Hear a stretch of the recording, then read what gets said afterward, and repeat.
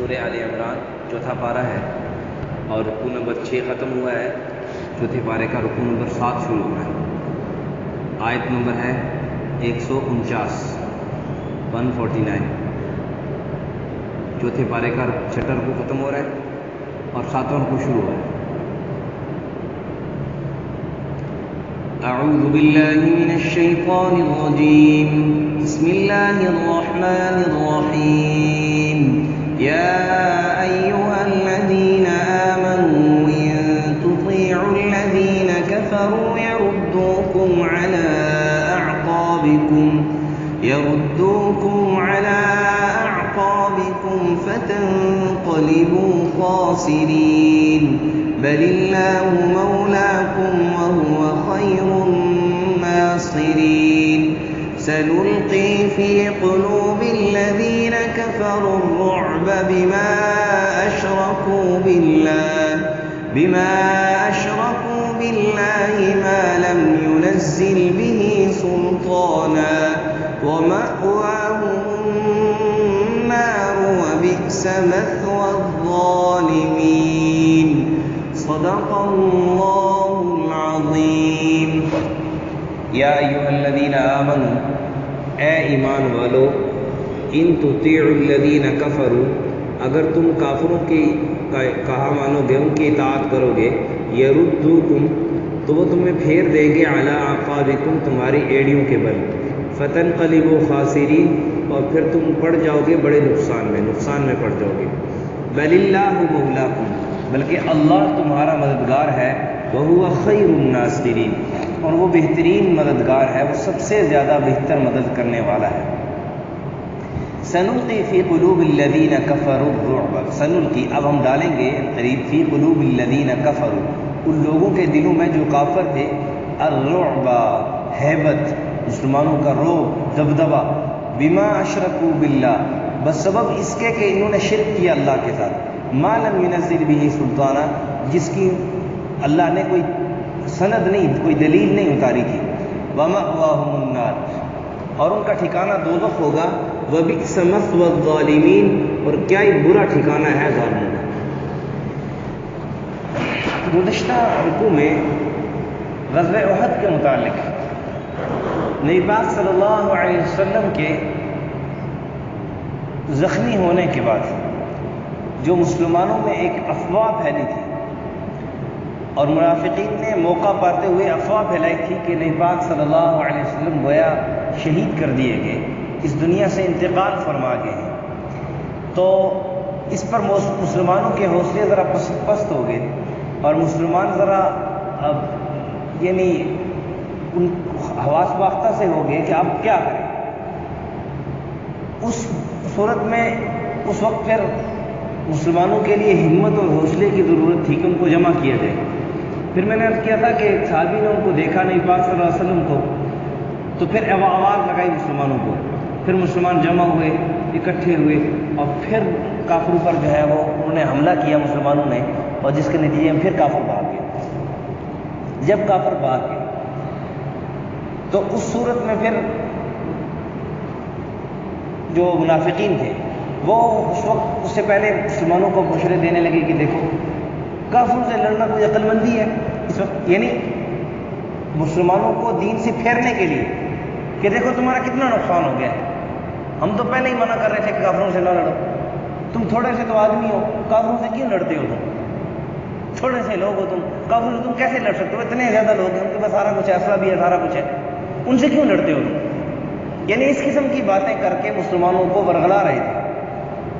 ان کا عدم ارادہ یہ تھا کہ مسلمان کے حوصلے پست ہو جائیں اور ڈگمگا جائیں اور پیچھے ہٹ جائیں. اللہ رب العزت نے پھر مسلمانوں کو تنبیہ فرمائی.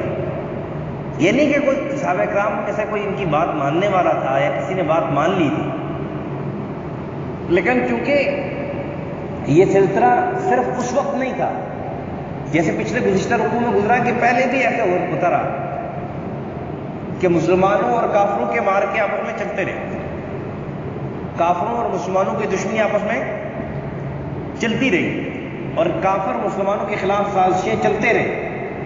اور اس سے پہلے بھی جو انبیاء کرام کے سچے وارث تھے، سچے جو ان کے پیروکار تھے، سچے جو ان کے جو ربانیین جن کو کہا گیا ہے کہ صحیح طریقے سچے دل سے انبیاء کرام کو ماننے والے تھے، انہوں نے بھی صحیح طریقے سے انبیاء کی اتباع کی ہے، اور ان کی اتباع میں جو بھی مقابلے میں آتا تھا کافر ان کو تنگ کرتے تھے تو ان کو صحیح طریقے سے ان کو عبرتناک ان کے ساتھ مقابلہ کیا، اور پھر وہ اللہ سے دعا بھی مانگتے تھے۔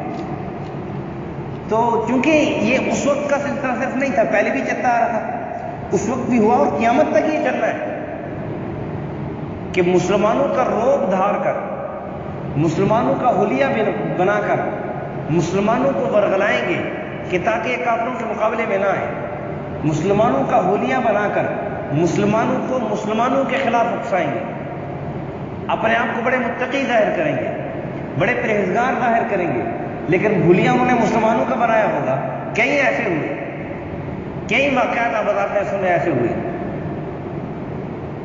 کہ کہیں پر بم بلاسٹ ہوا، وہ حادثہ ہوا، بندے جب پکڑے گئے، جو صحیح مجرم پکڑے گئے تو پتہ چلا کہ کوئی سکھ ہے، کوئی ہندو ہے، کوئی کیا ہے، کوئی کیا ہے، مسلمان ہی نہیں تھے۔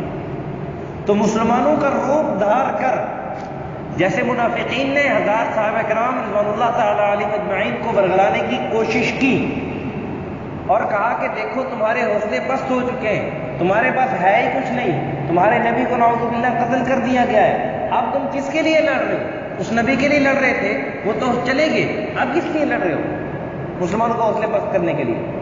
یہی چیز آج بھی چل رہی ہے اور چلتی آئی ہے آج تک اور آگے بھی چلتی رہے گی۔ مسلمانوں کا روپ دھار کر، مسلمانوں کا حلیہ بنا کر، مسلمانوں کو ورغلا کر مسلمانوں کے دلوں میں مسلمانوں کی نفرت بٹھاتے ہیں۔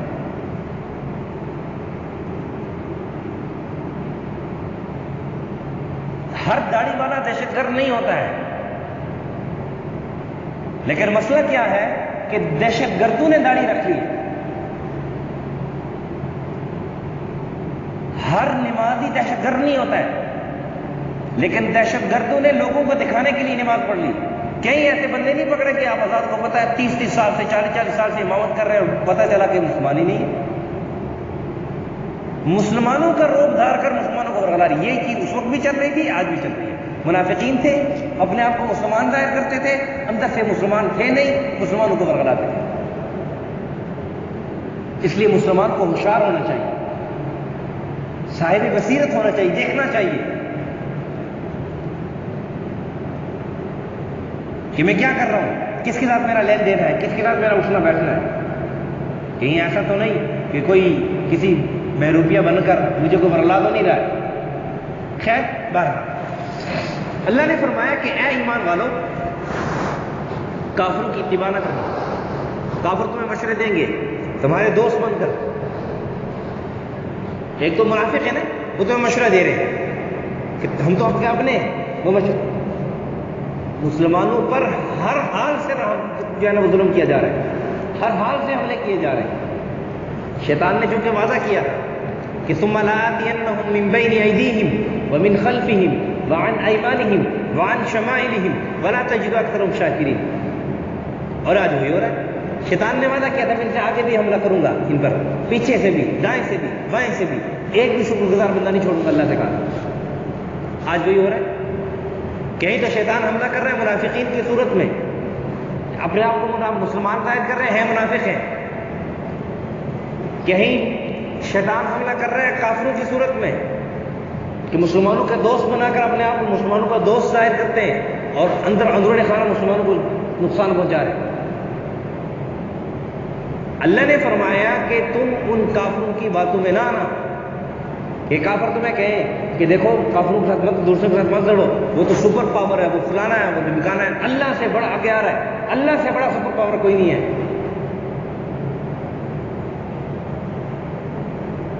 یہ سب طاقتیں اللہ کی طاقت کے سامنے ذرے برابر کی بھی حیثیت نہیں رکھتی، اور جس کے ساتھ اللہ آگے آ رہے ہیں آ جائے، جس کے ساتھ اللہ کی مدد آ جائے، سب سے بہترین مددگار اللہ ہے۔ آج بندے پر جب کوئی مسئلہ آتا ہے، پریشانی آتی ہے، تو بندہ کہتا ہے میں فلانے سے کہا کہ مسئلہ حل کروا دوں گا، فلانا میری مدد کر لے گا، فلانا میری ہیلپ کر لے گا۔ یہ نہیں سوچتے کہ تم مانتے کس کو، یہ جبین کس کے سامنے جھکاتے ہو، اس سے مدد کیوں نہیں مانگتے؟ مسائل کا حل تو اللہ کے پاس ہے، مدد کا اختیار تو اللہ کے پاس ہے. اللہ نہ چاہے کوئی کسی کی کیا مدد کر سکتا ہے؟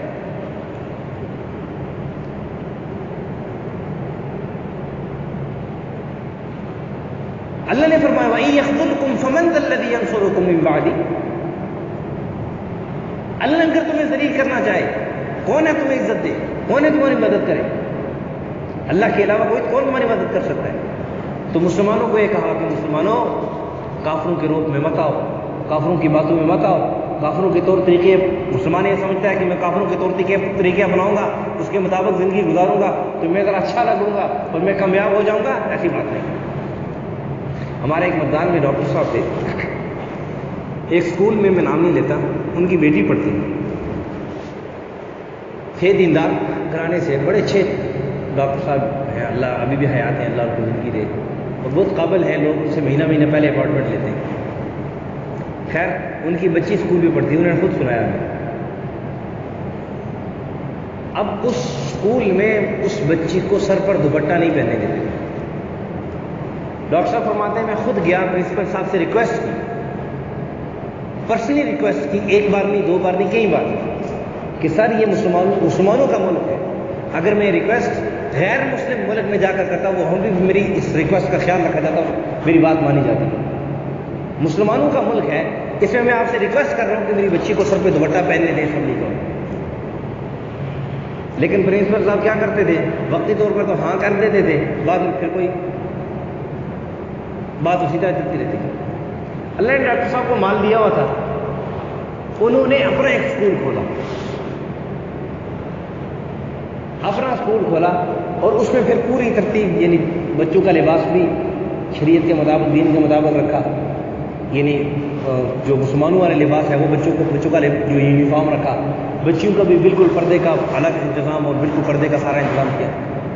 اور یہ وہ فرماتے تھے کہ اسکول میں نے بزنس کے لیے نہیں کھولا، پیسے کمانے کے لیے نہیں کھولا، یہ اسکول میں نے اس لیے کھولا ہے تاکہ دنیا دیکھ سکے کہ مسلمانوں والے لباس میں بھی ترقی کر سکتے ہیں، مسلمانوں والے حلیے، مسلمانوں والے کلچر کے اپنا کر بھی یہ مسلمان ترقی کر سکتا ہے. یہ نہیں کہ مسلمان کے لیے ضروری ہے کہ وہ ضرور کافروں والا کلچر اپنائے گا، کافروں والے طور طریقے اپنائے گا، شادی بیاہ میں، رسموں میں، رواجوں میں، گھر کے طور طریقے میں، رہن سہن میں، تب جا کر وہ کامیاب ہوگا. مسلمانوں والا کلچر اپنائے گا تو کامیاب نہیں ہوگا. نہیں، مسلمانوں والا کلچر اپنا کر بھی مسلمان کامیاب ہوگا. اور ہم نے دیکھا پھر بچے، ہم اسکول میں پڑھاتے تھے، ہم نے دیکھا کہ بچے بڑے جو ہے نا وہ بڑے قابل بچے وہاں پر آئے اور بڑے بڑے اچھے انہوں نے نمبرات لیے، اور چند عرصے میں اس اسکول کے اندر اتنی تعداد ہو گئی کہ ہم نے سنبھالی نہیں جا رہی تھی. تو خیر اللہ فرما رہے اے ایمان والو کافروں کی اتباع مت کرنا، ورنہ تمہارا، یہ ایک مفہوم بتا رہا ہوں، مفہوم، تمہارا صرف نام مسلمانوں والا رہ جائے گا، کام تمہارا کوئی بھی مسلمان ہو جائے گا. آج اکثریت کے اعتبار سے آپ دیکھ لیں، ناراض نہ ہونا، اکثریت کے اعتبار سے یہی بات ہے کہ ہمارا صرف نام مسلمانوں والا ہے، کام کوئی نہیں. یہ اللہ نے فرمایا ان تطیعوا الذین کفروا یردوکم علی اعقابکم، تمہارے ایڑیوں پر تمہیں واپس لوٹا دیں گے اگر تم کافروں کی اتباع کرو گے، ان کی اطاعت کرو گے، ان کے طور طریقے پر چلو گے.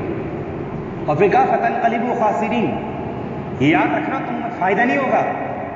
یہ بھی اللہ بتلا رہے، دیکھو واضح اللہ بتلا رہے ہیں کہ کافروں کے طور طریقے پر چل کر، کافروں کے طور طریقے اپنا کر تمہیں فائدہ کبھی نہیں ہوگا، نقصان ہوگا. اور ہمیشہ سے مسلمان کو نقصان ہوا ہے، ہمیشہ سے. کیوں؟ طور طریقے اس نے کافروں کے اپنا لے، پھر نقصان ہوگا کہ نہیں. اللہ نے جو قرآن میں کہہ دیا، اللہ ومن اصدق من اللہ قیلا، اللہ سے سچی بات کس کی ہو سکتی ہے. اور پھر اللہ تعالیٰ نے کہا کہ بل اللہ مولاکم، تم کدھر جا رہے ہو، کس کو دوست بنا رہے ہو؟ اللہ تمہارا دوست ہے، اللہ تمہارا مددگار ہے،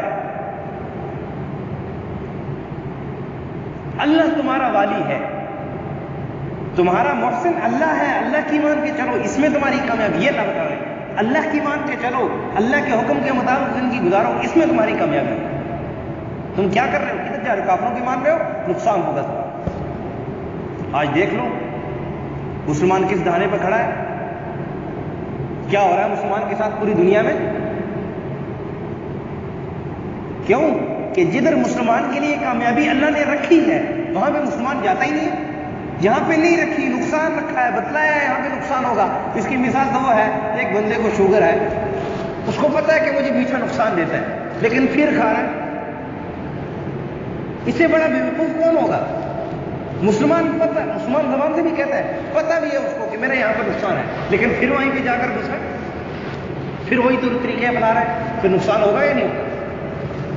اللہ نے فرمایا بل اللہ مولا، دیکھو اللہ تمہارا مولا ہے، اللہ تمہارا مددگار ہے. اور کہا کہ وہ خیر الناصرین.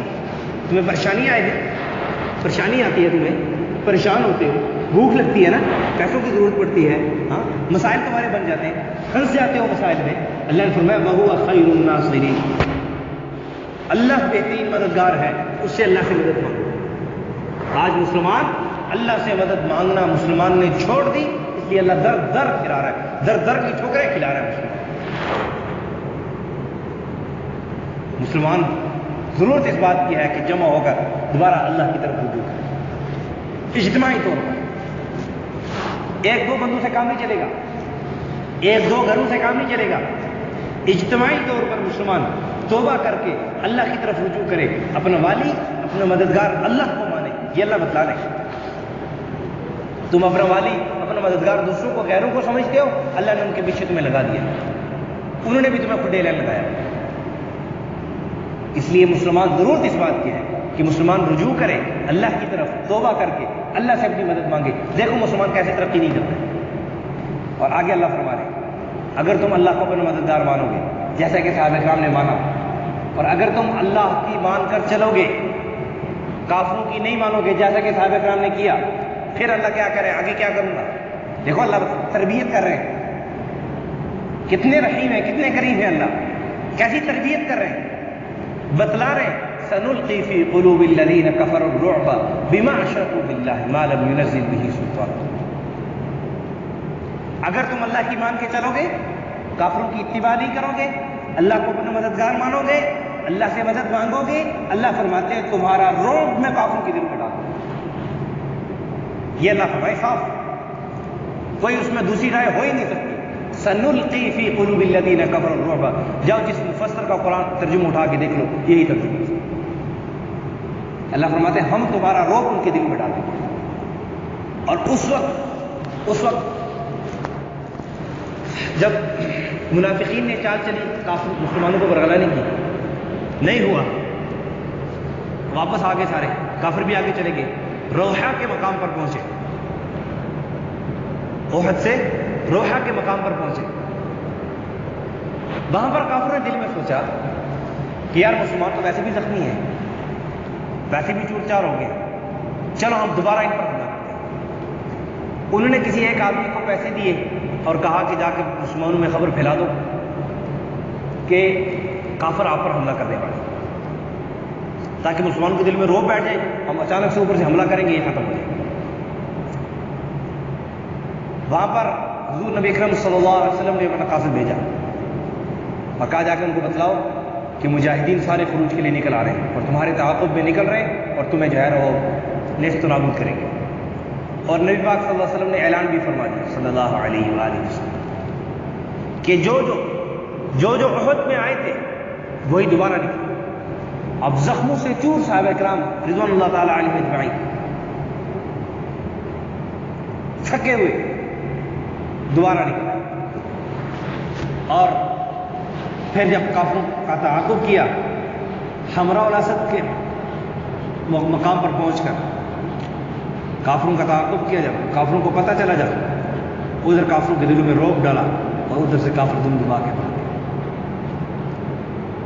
پھر یہ آیتیں اس کا مصداق ہے اور یہ قیامت تک آنے والے مسلمانوں کے لیے رہنمائی ہے.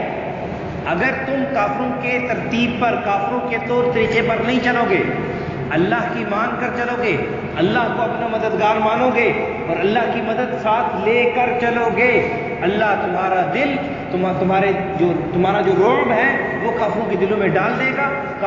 تمہیں مقابلے کی بھی بات ضرورت نہیں پڑے گی. کئی دفعہ ایسا ہوا مقابلے کی بھی ضرورت نہیں پڑی، مسلمان گئے، اللہ نے رعب ڈالا، وہ ویسے ہی کافر کر کے دیکھا. یہ اللہ طریقہ بھی بتلا رہا ہے. اس کے باوجود بھی ایک آدمی یہ کہے کہ میں نے پشاور جانا ہے، یا نزدیک کی مثال دیتا ہوں، ایک آدمی یوں کہے کہ میں نے CSD جانا ہے، اور دوسرا آدمی اس کو بتلا دے بھی یہاں سے اس طرف جائیں، گیٹ سے آپ بائیں ہوں اور سیدھا آگے جائیں، آگے اسکی بینک آئے گا، اسکی بینک سے آگے لیفٹ ہینڈ پر آپ کی رائٹ ہینڈ پر آپ کو CSD نظر آئے گی، آپ مارکیٹ میں اندر چلے جائیں CSD. اچھا بندے نے بات سن لی، اس نے اس طرح کیا کہ یہاں سے تو گیا گیٹ تک، لیکن بجائے ادھر جانے کے سیدھا چلا گیا. اب کیا کریں، اس کو CSD ملے گی؟ کیوں؟ CSD جہاں پر ہے وہاں پر وہ گیا نہیں، جہاں پر نہیں ہے وہاں پہ چلا گیا، کیا ملے گا؟ یہ ایک حال مسلمان کے ساتھ ہو رہا ہے. اللہ نے صاف واضح بتلا دیا، کامیابی چاہتے ہو، میری مدد چاہتے ہو، یہ طریقہ. اس کے باوجود مسلمان الٹے راستے پر چل رہا ہے اور پھر کہہ رہا ہے میری مدد، اللہ کی مدد نہیں آ رہی، اللہ کی مدد نہیں آ رہی. کیسے آئے اللہ کی مدد آئے؟ جہاں پر اللہ نے رکھی ہے وہاں پہ تم ڈھونڈ نہیں رہے، جہاں پہ نہیں رکھی وہاں پہ چلے جاتے ہو، کیسے ملے؟ پھر یہ اللہ تعالیٰ نے مسلمانوں کا رعب ان کے دلوں میں ڈالا. تو خیر میں عرض کر رہا تھا کہ جب مسلمان یہ طور طریقہ اپنائیں گے کافروں کے دلوں میں خود بخود اللہ رعب ڈالیں گے مسلمانوں کا، مسلمان ترقی کریں گے. مسلمان ترقی، آج مقام بات الٹی ہے، مسلمانوں کے دلوں میں کافروں کا رعب ہے، ڈر ہے، دبدبا ہے، اور سپر پاور ہے، یہ کر دے گا، وہ کر دے گا، فلانا کر دے گا. کچھ بھی نہیں کر سکتا، اللہ کے حکم کے بغیر کوئی کچھ بھی نہیں کر سکتا. اور پھر کہا کہ یہ اس لیے اللہ نے کہا، دیکھو اللہ انصاف والے بھی ہے نا، تو کسی کے ذہن میں یہ آنا آ جائے کہ کافروں کے دلوں میں رعب ڈالا اس لیے وہ بھاگ گئے، تو یہ گویا ایک قسم کا ظلم ہے. ظلم اس طرح ہے کہ ریفری ہے، ایک آدمی ریفری ہے، منصف ہے، جج ہے، اب دو بندوں کا مقابلہ ہے آپس میں، جو ایک اس کا مخالف ہے اس کو جا کے جو ہے نا برگلا دے، اس کو پہلے سے ہی ڈرا دے، تو بظاہر سمجھ میں انسان یہ کہہ سکتا ہے کہ یہ تو ناانصافی ہے. مقابلہ تو تب ہے کہ دونوں فریش ہیں، دونوں کو کچھ پتہ نہیں، آپس میں مقابلہ کر رہے ہیں، دونوں ایک جیسے، ایک کے دل میں رعب ڈال دیا، دوسرا آئے گا تو ظاہر سی بات ہے اس نے تو جانا ہی ہے. تو ذہن میں آ سکتا تھا کہ ناانصافی تو نہیں ہے. اللہ نے کہا نہیں، ناانصافی نہیں، ان کے دلوں میں رعب اس لیے ڈالا کیونکہ انہوں نے اللہ کے ساتھ شرک کیا اور وہ کام کیا انہوں نے جن کا اللہ نے ان کو حکم نہیں دیا تھا. اور یہ جو غالب آ رہے ہیں، یہ جو مسلمان غالب آ رہے ہیں، مسلمانوں کو فتح کامیابی اس لیے دی کہ انہوں نے وہ کام کیا جو اللہ نے نازل کیا تھا. یہ اللہ بتا رہے سنلقی فی قلوب الذین کفروا الرعب بما اشرکوا باللہ، بسبب اس کے کہ انہوں نے اللہ کے ساتھ شریک ٹھہرایا، ما لم ينزل به سلطانا، جن کے پاس کوئی دلیل اللہ نے نازل نہیں کی. اور مسلمان جو کر رہے ہیں، مسلمانوں نے جو کیا تھا، ان کے پاس اللہ کی طرف سے دلیل، واضح حکم موجود تھا. انہوں نے اللہ کا حکم مانا، اس لیے اللہ نے ان کو فتح کامیابی دی. اور پھر کہا کہ یہ تو ان کے کافروں کے ساتھ دنیا میں معاملہ ہے، یہ تو صرف دنیا میں معاملہ ان کے ساتھ. اور پھر ومأواہم النار، ان کا ٹھکانہ آگ ہوگا، دوزخ ہو گئی. اور وبئس مثوی الظالمین، اور وہ چونکہ ظالم ہیں، ظلم کرنے والے، اور ظالم کیا، اب دوسروں پر تو ظلم کرتے ہی کرتے اتنے ظالم ہیں کہ اپنے آپ پر بھی ظلم کر رہے ہیں. ایک آدمی اگر کسی کے بیٹے کو قتل کرے نا تو اس کو بھی ظالم کہتے ہیں، لیکن جو اپنے بیٹے کو ہی قتل کر دے نا اس کو بڑا ظالم کہتے ہیں. تو یہ وہ ظالم ہے کہ دوسروں کو پر ظلم کر ہی کر رہے ہیں، اپنے آپ پر بھی ظلم کر رہے ہیں کہ ایمان نہ لا کر اپنی تباہی کا سامان بنا رہے ہیں. تو اللہ نے کہا وبئس مثوی الظالمین، کیا ہی برا ٹھکانہ ہے مسلمانوں ظالموں کا. یہ تھا عنایت کا خلاصہ. یا ایھا الذین آمنوا ان تطیعوا الذین کفروا، اے ایمان والو اگر تم کافروں کا کہا مانو گے، کافروں کے طور طریقے اپناؤ گے، یردوکم علی اعقابکم، تو وہ تمہیں اپنی ایڑیوں کے بل پھیر دیں گے، لٹا دیں گے تمہیں الٹے پاؤں. فتنقلبوا خاسرین، پھر تم کیونکہ ان کے طور طریقے پر چلنے لگو گے تو پھر تم بہت بڑا نقصان اٹھاؤ گے. بل اللہ مولاکم، اللہ تمہارا، بلکہ اللہ تمہارا مددگار ہے. وہو خیر الناصرین، وہی بہترین مدد کرنے والا ہے، اس سے بہتر مدد کرنے والا کوئی نہیں. سنلقی فی قلوب الذین کفروا الرعب، اب ہم ڈالیں گے کافروں کے دلوں میں تمہارا رعب. بما اشرکوا باللہ، بسبب اس کے کہ انہوں نے شرک کیا اللہ کے ساتھ. ما لم ينزل به سلطانا، جس کے اللہ نے کوئی دلیل، کوئی بات، ان کو حکم اللہ نے ان کے ساتھ ان کے لیے نہیں اتارا تھا. ومأواہم النار، ان کا ٹھکانہ دوزخ ہے. وبئس مثوی الظالمین، کیا ہی برا ٹھکانہ ہے. الحمدللہ رب العالمین والعاقبۃ للمتقین، والصلاۃ والسلام علی اشرف الانبیاء والمرسلین وعلی الملائکۃ المقربین وعلی عباد اللہ الصالحین. یا اللہ آج مسلمان کافروں کے طور طریقے پر چل کر نقصان اٹھا رہے ہیں، یا اللہ سارے مسلمانوں کو توبہ کی توفیق نصیب فرما دے، یا اللہ سارے مسلمانوں کو ہدایت نصیب فرما دے۔ اے اللہ آج مسلمانوں کو بھی ہدایت کی ضرورت ہے، مسلمان بھی ہدایت کے طلبگار ہیں، یا اللہ ہم سب کی رہنمائی فرما دے، ہم سب کو مدد و نصرت فرما دے۔ کافروں کو یا اللہ کافروں کو مسلمانوں پر جو ظلم کر رہے ہیں ان کو نیست و نابود فرما دے، مسلمانوں کا رعب کافروں کے دلوں میں ڈال دے، اور اے اللہ مسلمانوں کو دنیا اور آخرت کی کامیابیاں نصیب فرما دے، ترقیاں نصیب فرما دے، ناکامی سے محفوظ فرما دے۔ صلی اللہ علیہ نبی الکریم محمد۔ جزاک اللہ۔